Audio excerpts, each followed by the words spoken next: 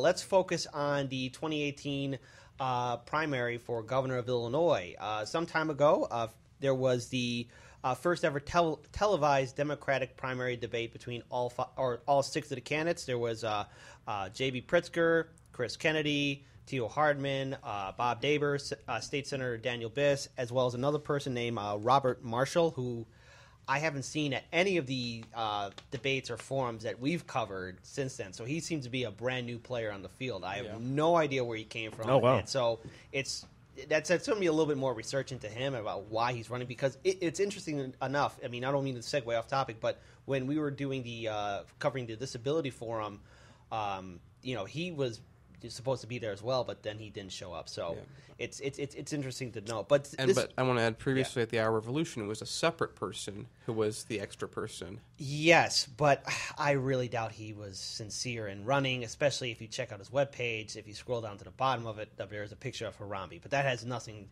to do with anything now. This guy, I mean, it looks like, this is a guy that just was like, I've connected enough to be on TV. Yeah. What I thought was really interesting about this forum was the very clear amount of extra time given to both Pritzker and Kennedy to answer questions, and how everyone else got cut off in about 3/4 of the time. Well, first of all, I'm surprised it took this long for a televised debate to actually happen here in Illinois. I mean, the fact that Bruce Rauner has such negative polling right now here in the state of Illinois, the fact that Republicans in the state Senate and House broke away from him during that big fight between him and Michael Madigan really shows that perhaps there should be more coverage onto who the Democrats are going to bring up to challenge Governor Bruce Rauner. And Harlan's Media, we've covered at least 4 forums, and there have been numerous other debates and forums that actually happened like months ago. And I'm surprised that it took this long for there to be a televised debate, because the thing is, the problem here with American election cycles is that a lot of voters aren't really informed about who's running, and so now they finally see these 6 candidates who are running, and we've covered them longer than I think anyone else in the media has in regards to giving them interviews, as well as live streaming some of the forums and debates that they were part of.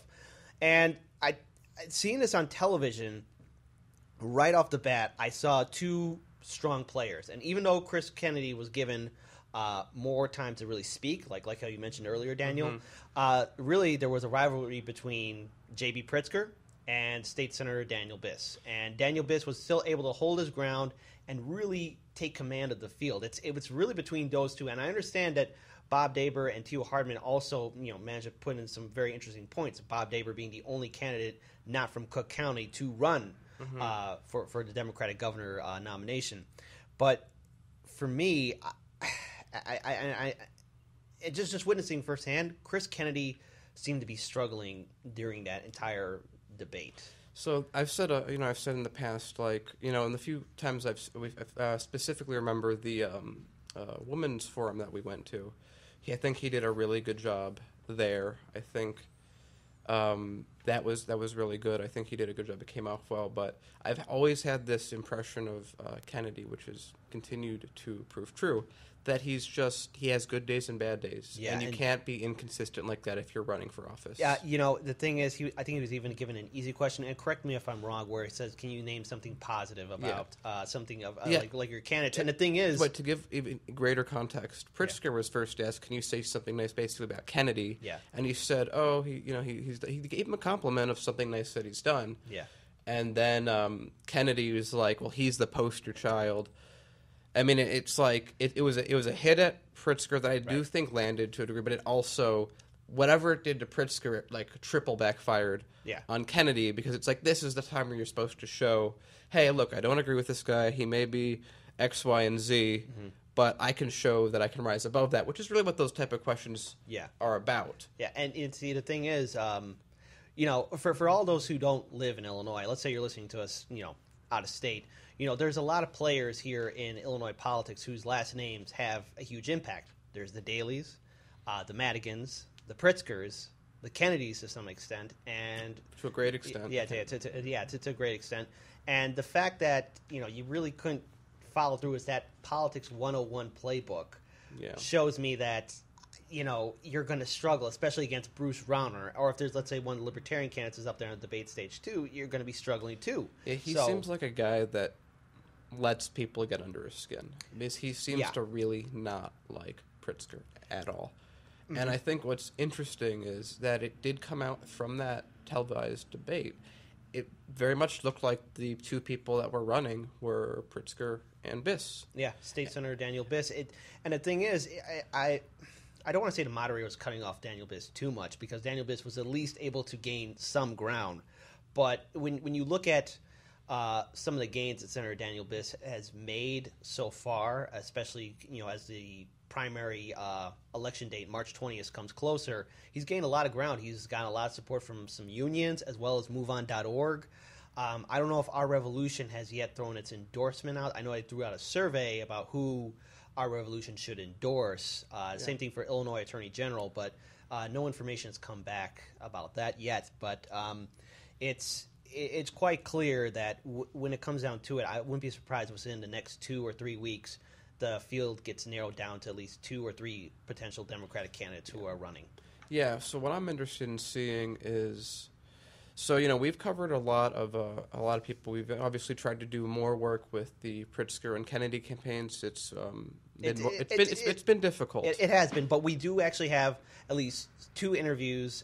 We have one interview with Chris Kennedy, and then another interview with J.B. Pritzker, and also with Chris Kennedy's lieutenant governor candidate as well. We met him at that protest. Yeah. Yeah. So we've talked to all these people. We're pretty familiar with their campaigns, their policies, and so one thing that I've looked at is okay. So Pritzker has a decent chance of winning. I mean, obviously, I would still consider him at this moment right here. This is being recorded.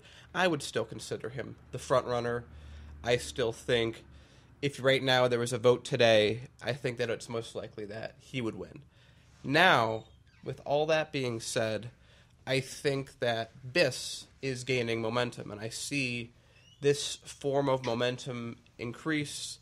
Very similar to the 2016 campaign between Bernie and Hillary, where it was kind of this, like, a lot of people liked Bernie for a while, but then there was this giant swell that occurred. So now the question is Biss replicating that swell, and is he going to do it because Sanders, I know there's extra stuff that happens with national, but Sanders was, if the election perhaps had happened a month later, perhaps he could, because that's the kind of momentum he was building. My question is Biss going to have that cross? I mean, I know he's a math professor. I hope he's plotted this out for his own campaign's sake. But is he going to do that? Is he going to pass the threshold? Is he going to win? Well, interesting enough, Harlan's Media yesterday, we covered a town hall in Pilsen.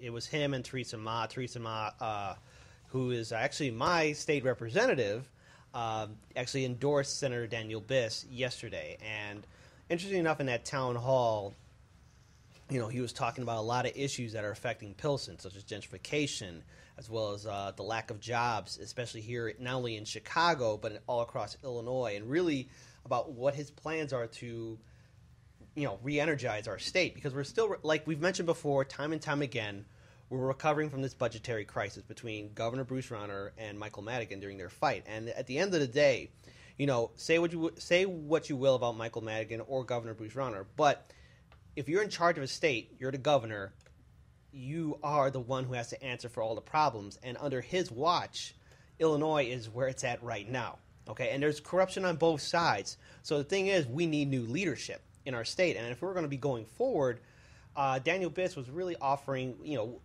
at least the policies and platforms to really, bring in a progressive revolution, or at least progressive policies here in our state to, keep businesses afloat, keep our state afloat, keep social services afloat, and it's something we as a people desperately need.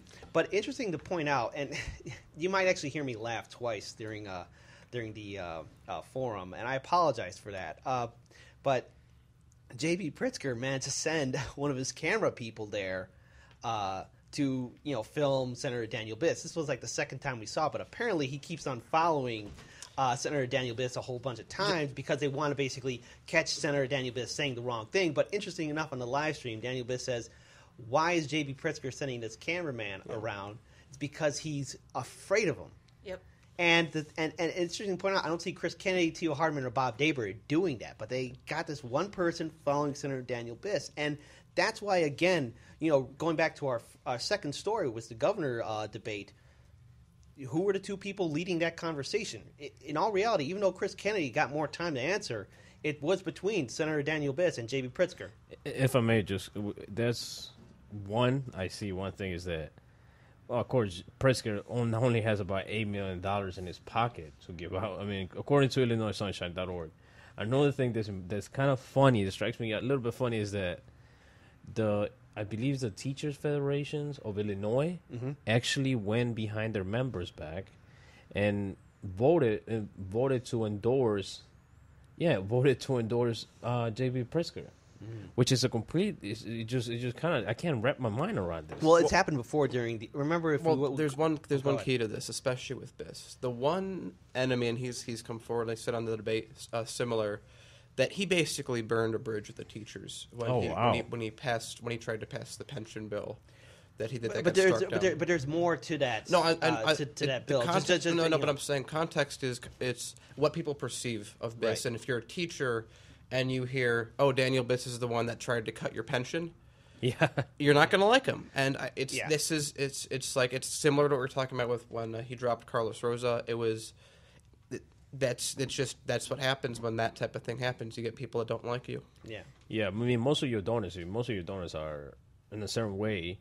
That's kind of contradictory to what you may trying to accomplish when you actually are pulling a fundraiser. So what I'm trying to say is just that when it always comes down to it, once it starts messing with the money, messing with the campaign funds, messing with that, it's going to become a problem. And as you can see, the Teachers Federations, it doesn't care what you want to do, but they go forward with that, which we've seen here in Chicago. The big topic is the school closings, how children need more education, how we should have more going towards the teachers. I don't think that these people here are trying to do anything for us. Sorry, that's just my honest opinion. I'm in between borders. I know I'm sounding like I don't make no sense, but that's because I don't know which candidate. I can really be like, wow, that's a solid message. That's somebody that's fighting behind it. It's mostly, oh, well, Pritzker did this too. Oh, well, Biss did this. Oh, well, Kennedy's part of this democracy of corruption of something, some corruption of America, some prisons that he invested or something.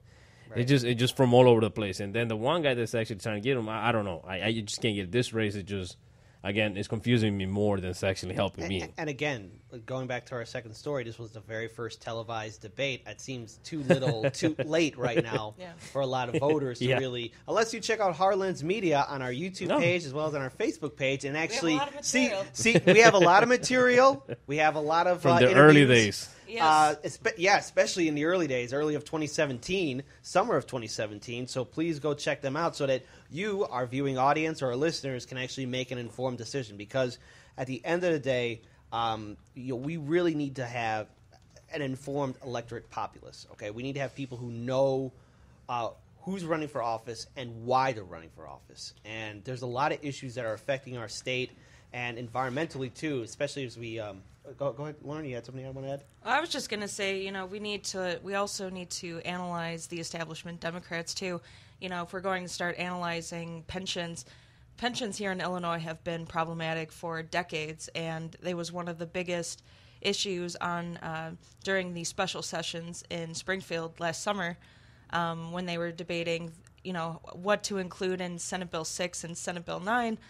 And pensions were a huge portion of that. So to put that all on, on Biss as well, he's also fighting the establishment Democrats that have kind of also led Illinois, along with the current governor and previous governors. It's been a problem on both sides. But, what I really appreciate about Biss is, how much he is actually trying to call out accountability and transparency in Illinois government, and that's something critical that we need right now. Yeah, something we desperately need as a state. So